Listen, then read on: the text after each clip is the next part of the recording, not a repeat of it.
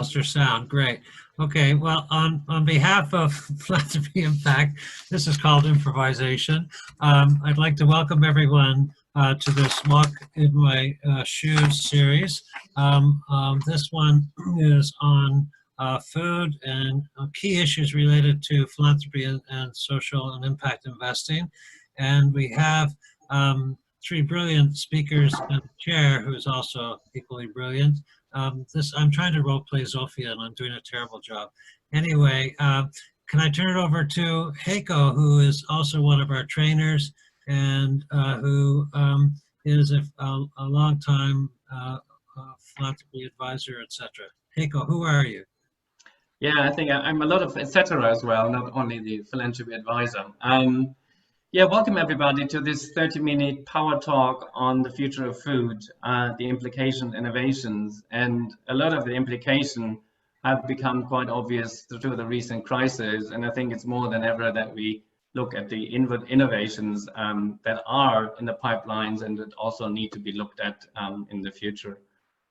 There's a lot about realization how important food is and the attitude towards food, particularly in a lockdown. We've seen, and I talk from the Swiss perspective, a lot of people go very straightforward to organic food. There's been, even a lockdown, long lines, long queues before outside of Zurich farmhouses because the people wanted to have the food directly from the farms. There wasn't any in the supermarket.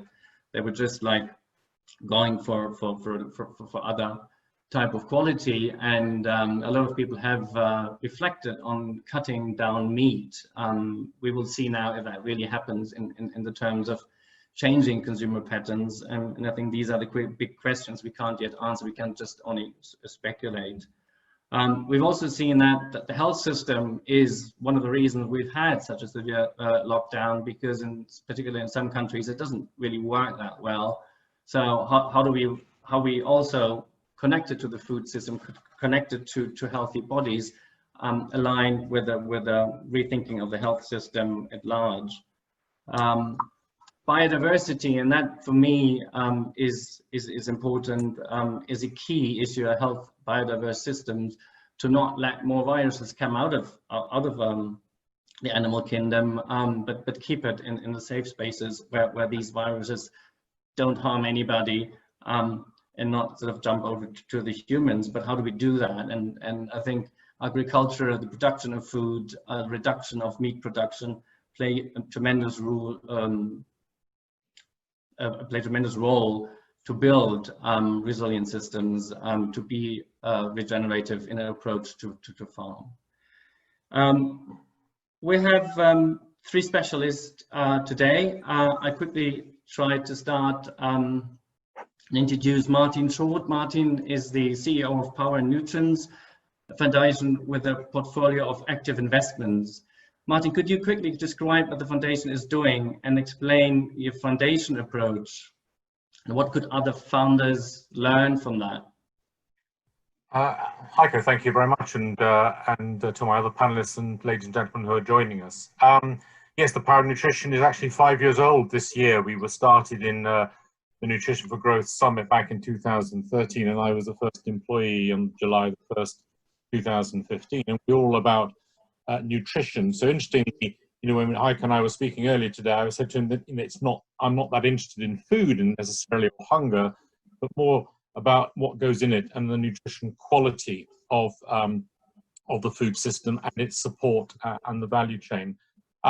So to date, we've invested, or we use the word investment from the private sector, over $500 million in nutrition programs across about 12 different countries across the world. So we have a very high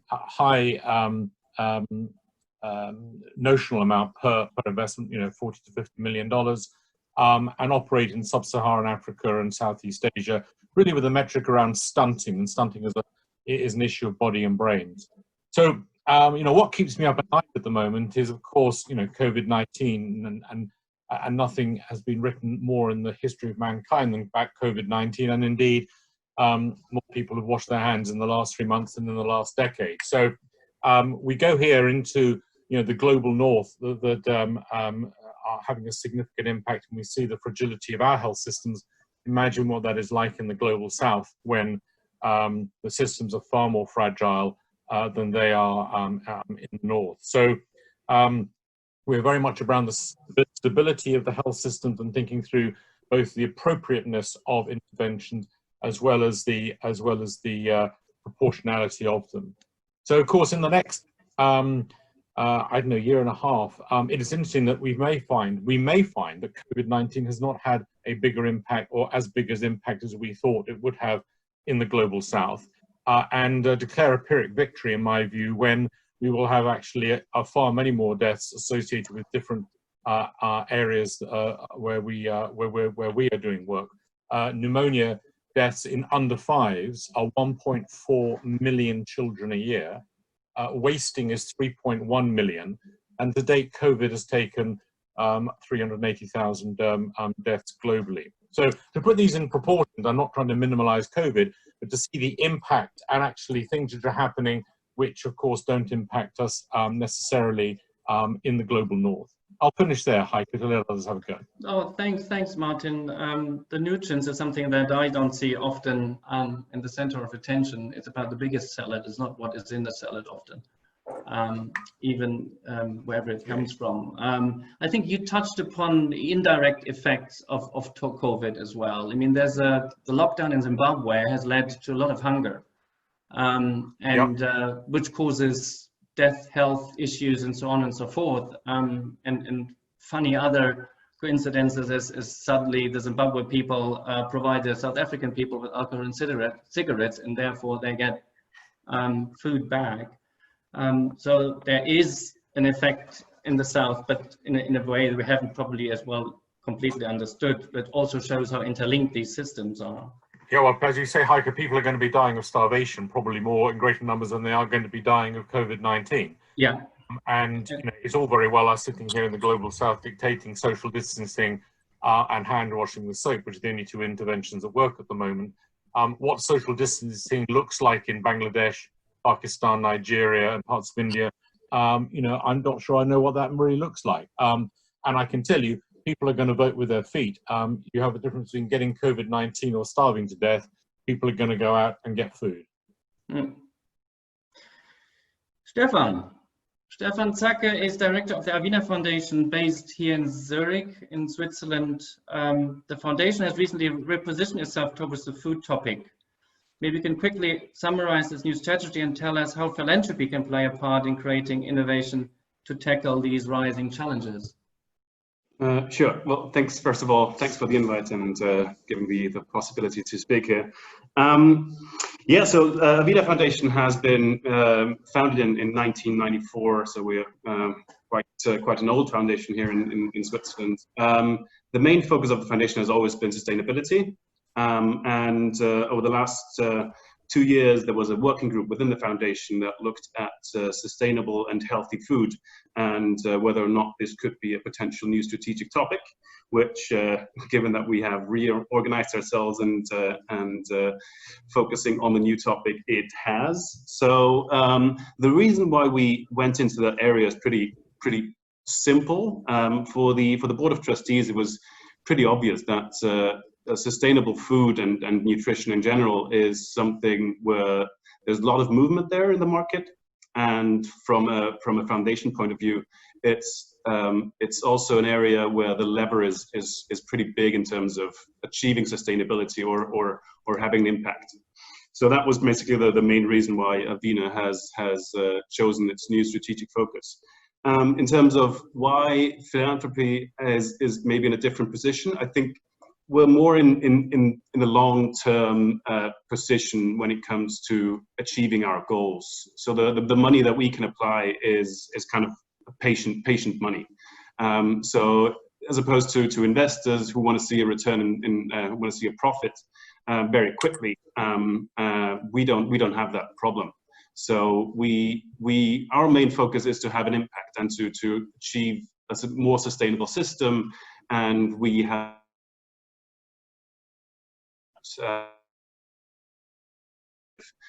So for us, it's more of a long-term game. Thank you. Yeah, that's the beauty of philanthropy. It has a different expectation in a time horizon. Yeah. And as well can go routes which are more innovative, which probably the investor wouldn't touch upon, but which are as important. Richard Parr is managing director of the Good Food Institute in Europe. It's a non-profit organization that works to promote plant-based and cell-based meat, egg, dairy, and seafood to promote a healthy planet, animal welfare, and human health. Richard, how is your perspective? How has your perspective changed? The current crisis started. What is the role of alternative protein in all this? Thank you, Heiko, and thank you very much for having me here today, and thank you to you, the organisers, and to the panellists and our audience for being here. Really appreciate it. I think that the current crisis that we're seeing is an urgent wake-up call, and it shows us once and for all the incredible and tragic potential of zoonotic diseases. That is, diseases which start among animals and which then pass over to humans. And we know that even setting aside COVID-19, if we look at, where could in the next 1 year, 2 years, 5 years, 10 years, where will the next big pandemic come from? All of the evidence suggests that it will be some, or it could be some variety of avian influenza, swine flu, or some other form of zoonotic disease, which starts and incubates in animals, and in particular in animals which are kept in these very modern, very new, very industrialized conditions of intensive confinement and very industrialized animal protein production. And that is literally a breeding ground for the next terrifying zoonotic disease, as well as, of course, of contributing to things such as antimicrobial resistance and the breakdown in the efficacy of existing forms of defense against infections. And so that is yet another reason added to the long list that you alluded to, that Stefan and his theory of change alluded to, and that many others have been observing recently, in terms of the effect of industrialized mass-scale meat production is having in terms of climate change through its contribution to greenhouse gas emissions, local environmental pollution, and other negative externalities of the way that we're producing our animal protein at the moment. At GFI, we share that, and we believe in that analysis of the problem. But we think that it's not good enough just, frankly, to go around sort of, writing nice reports and saying to everyone, oh, you really must, cut down your animal protein production. That's great, and we should do that. But what we need to come up with is practical solutions which billions of people around the world can actually and will actually adopt in order to move us away from this current way of producing protein and towards a more green and sustainable and healthy way. And we believe that a big part of the answer there is the acceleration of alternative proteins. So, as you say, plant-based and cultivated meat. Plant-based meat being where you take all of the essential elements of meat from plants and create it into something, whether that's, we've all seen about the Beyond Burger or the Impossible Burger or that kind of thing, and change the way, instead of saying to people just eat less meat, accept that whether we like it or not, people have got an appetite for meat, and change the way we produce it and make it from plants instead of from animals.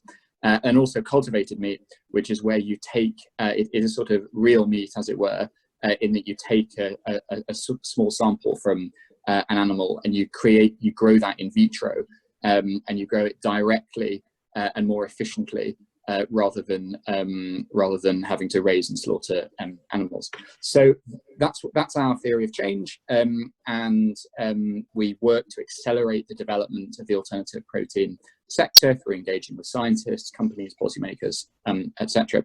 But we think, to go back to your question, Heiko, we think, and I guess my kind of point today is that it's really important that we think about prospective solutions to these challenges, practical solutions that we can actually get behind to drive change. And that's what we're doing at the Good Food Institute. And I've got the pleasure and privilege of just started a year ago and just trying to build us up and get off the ground as a new non-profit here in Europe, building on the work that we do internationally around the world.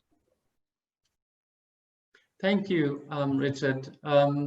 This is sort of goes for me in the direction as well of behavioral change. So you have new ideas here, particularly with the plant-based meat and with the lab-grown meat, and this sounds like good solutions in the pathway of change. But how do the consumers act to that? How do they react to that? And how do we support the consumption go in another direction as well? What's your experience also, Martin and Stefan? Sure. Shall I start and then bring in Stefan and Martin, or please do jump in whenever you like. So we're seeing really a lot of excitement and interest from the public around the world, and we've seen certainly in the UK and I think in other parts of Europe as well over the last sort of 1 to 3 years, perhaps, a real boom in new products being developed and coming onto the market. Things like the Impossible Burger, the Beyond Burger. In the UK, we've got some old favourites, some stalwarts such as Quorn and other brands. But what is really happening now is that the quality of these alternative protein products are really going through a real step change. And previously, you know, there's always been the sort of cliche of the slightly crumbly, maybe not that enjoyable veggie burger that you might have to put up with. Well, now we're increasingly getting products which really do taste either close to or truly identical with conventional animal protein products. And so there's a lot of, I think there's a lot of consumer interest and excitement there. But there is a lot more work to do, an awful lot more work to do. If you look at the global share of meat consumption, these alternative protein products are still less than 1% of total consumption. And that's, if we keep on going at that level, then in terms of greenhouse gas emissions, in terms of zoonotic disease risk, etc., you know, it's going to be, we're not going to make the changes that we need to see, which is why, you know, myself, GFI, and a whole kind of coalition of other like-minded organizations are working hard to take action to try to drive up and accelerate the development and uptake of alternative proteins. Stefan, the ball is to you, I suppose. Yeah, thanks. So first of all, why the entire area of food and nutrition is interesting for us as a foundation as well is the directness of the reaction. So the consumer has a lot of power when it comes to stuff that is being bought, as opposed to other areas, energy, for example, where it's very difficult to pick and choose the type of energy that you want to, or how it is pre-produced, how you want to have that delivered to your home. Whereas with food, it's much more simple. So you can go to the supermarket and pick the organic vegetables as opposed to conventional vegetables. So here, I think the power is to the consumer, but also. So there's a lot of information out there in the market, and a lot of the information is maybe confusing and to the consumer. So it's very difficult for consumers to actually acknowledge what is sustainable, what is good for the planet, what's good for the body, and the majority of a lot of the projects that we see come our way go in that area where it's about education, it's about making information easily available for consumers, which is extremely important and will in the long run influence or have a much bigger influence on how we consume stuff, as opposed to being a push situation where products are being pushed onto the market. If you go and sort of make decision to invest into new innovator and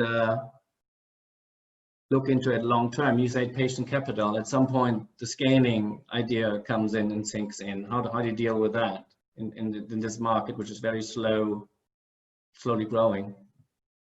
How do you mean? Sorry. Like how do you, I mean, you are close to the Philanthropy people in Zurich, so they're a relatively young organization in investment opportunity. How do you help them scale in the way to become more yeah, for us at the foundation, we by law have to apply to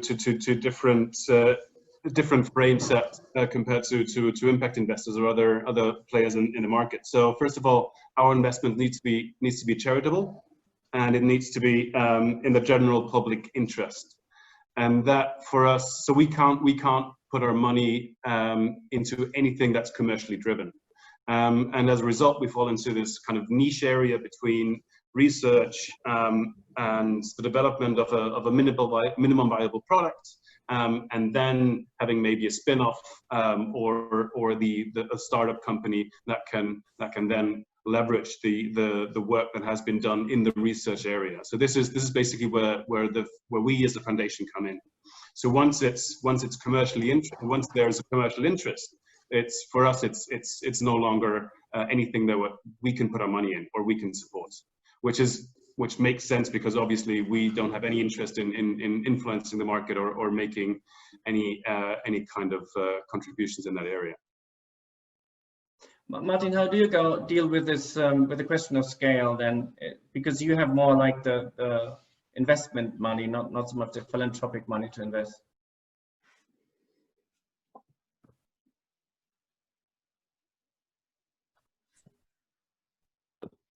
Micro. Sorry, I was very interesting, I assure everybody. No, actually, we don't. When I say investment, and I mean investment because, you know, when we're looking at philanthropy, I don't think that we should discard principles of business or laws of economics. And I don't think that philanthropy should give you an excuse to be inefficient. And therefore, we look at it as in exactly the same way as I think a private equity business would invest in anything else. And so that our dividend, if you will, the social dividend of lives saved and children prepared to be prevented from being stunted. To push back slightly on the meat issue, I'll just tell you a very quick story. So I was down in sub-Saharan Africa just before Christmas, and spoke to a young boy, and I said to him, "What do you think about the Impossible Burger?" And he said to me, "Well, in the slums of Nairobi, we speak of little else." And I mention that simply because you know, a lot of the people that we serve and a lot of the people that we actually link with the health systems dream of having 2 meals of protein a week, let alone cutting down from 2 to 1. And so we've got to be very careful when looking at the north issues and the south issues here to not conflate the two, because I think, you know, one person's, you know, we indulge ourselves in the north enormously in terms of how much protein we eat, animal proteins we eat, and in the global south, it is a completely different issue. I would say, of course, just to Stefan's point, I mean, if it doesn't taste good, no one's going to buy it. I mean, it can be leveraged, it can be cheap, it can be jolly good for you, it can save the climate, but if it doesn't taste any good, no one's going to buy it. And I think they've had the same issues with chocolate, the same issues with low sugar and low fat cereals. Ultimately, the challenge here is to produce something at scale, clearly at a cost and at a low carbon footprint, but it has to taste good. Otherwise, I think that it's going to have a very limited market appeal. I agree completely. That's exactly right. And that's one of the key challenges that people working in the alternative protein sector are trying to address, which is how do you mimic or even improve on actually the sensory and other qualities, including nutritional, as you also rightly alluded to, of conventional animal protein, but make it in a new way. And you're exactly right, all of the surveys and evidence shows that what actually drives decision making when people are buying food, like it or not, is largely taste, price, and convenience. And if we can nail those three, and if we can get those three boxes ticked in a way which is more sustainable and better for the planet and for ourselves, then that's where we're going to score the real wins. I think it also very much depends on the way you market it, because I mean, veggie burgers have been around for years. I mean, you could have bought a veggie burger at McDonald's 20 years ago, and just now it's not being marketed as a veggie burger, but it's marketed as meat. Yeah. And I think you can draw similar. It's similar to the situation with COVID, where, for example, in different countries you had different, like, so politicians approach the topic in different ways. So some countries, for example, Germany or New Zealand, they had a much more collaborative approach to it, and not talking about an invisible enemy or demonizing it, but rather calling on the community and the togetherness of the entire country, and the reactions were much more positive. And if you look at, if you take that and apply it to new products as well, you can have a similar effect. It's not trying to punish meat eaters or shaming them, but rather offering different approaches and different scenarios. There's a question in the chat that I'd like to read out from Lucy about as well, more on the global perspective. How do plant-based choices of populations in the Northern Hemisphere impact on South? Displacement of other crops, use of water, climate, and access to geo-appropriate food sources for us all? I'd be delighted to jump in on that, although I suspect Martin will may have things to put in as well. So I think that's one of the main reasons, reason number 100 of why the current system is not working so well. At the moment, a huge volume of the protein crops, soy and others, which are grown globally and grown largely in the south, are taken to the north to feed industrially farmed animals. And that is an intrinsically inefficient process in terms of calorie conversion. I think the most efficient you can get it is from 9 calories in to a chicken to get 1 calorie out of protein the other side. And obviously for other species, it's significantly even less efficient. And that, you know, that has the effect of bidding up the price of protein and of crops globally. And if we can move to a way which cuts down that intrinsic, literally biologically hardwired inefficiency, then that should have positive effects on the price and availability of protein and non-protein crops around the world, and should hopefully be of direct benefit, not just to the south, but also to the most food insecure and poorest members of the south. Martin, you want to add to that? Well, very quickly. You know, food, 99% of all food in the world is actually produced by the private sector. And it is the most interfered with from a regulatory perspective than nearly any other sector in the world. Africa is a net importer of cereal, by the way. So, you know, the most of the cereal that goes into Burkina Faso or Senegal will come from Vietnam or from India. And, you know, there are more trade barriers that you can shake a stick at if you look at the Common Agricultural Policy. And, you know, there is this sort of, you know, barrier of a lot of these African countries, and indeed Southeast Asian countries having the fluidity and the access to markets that it should have. So, yeah, I mean, I think that Lucy's question, absolutely critical in terms of understanding that so much of the food is actually generated for animal consumption, and therefore, if we are going to be able to reduce that in the global north, that will have a positive impact as long as we can actually find markets from where that food came from. So we've got to be very careful of unintended consequences here of having a significantly reduced meat-based diet, and then suddenly the same people who are supporting it are out of a job simply because they've got nowhere to sell their products. I'm going to have to cut in now. Where our time is up. We're at 30 minutes. So could we have one final word from everyone, ending with Heiko, and then we'll have to say goodbye. So Richard, 10 seconds. 10 seconds. Well, thank you very much for having me. And I suppose just to say that, yeah, if anyone listening is interested in finding out more in general about alternative proteins, about what we're doing at GFI, or just this ecosystem in general, please do reach out. I'm on richardp@gfi.org, and I've just typed that in the chat as well. I think that's 10 seconds. Thank you very much. Stephen. Yeah, same here. Thanks. Thank you very much for inviting me, for having me.